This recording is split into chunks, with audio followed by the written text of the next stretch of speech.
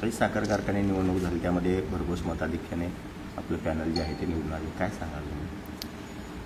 काल जी निवडणूक पार पडली त्यामध्ये माजी मंत्री आदरणीय बाळासाहेब पाटील यांच्या नेतृत्वामध्ये जे पॅनल लढलं ते संपूर्ण पॅनल मोठ्या मताधिक्याने निवडून आलं.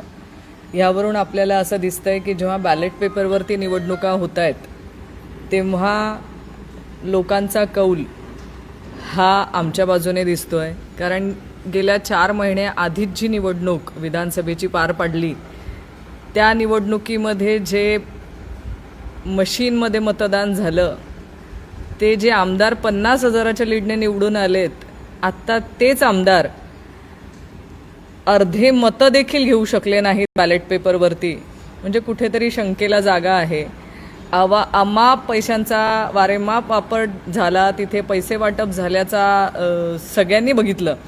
हे सगळं असताना अर्धी मतं पण न घेऊ शकणं म्हणजे विधानसभेच्या निवडणुकीवरती शंकाच आहे. कारण आपण बघितलं असेल तर त्या निवडणुकीच्या वेळेस त्या भागातली जी लोकं निवडून आलेली आहेत त्यांचे आकडे पण हे समान होती.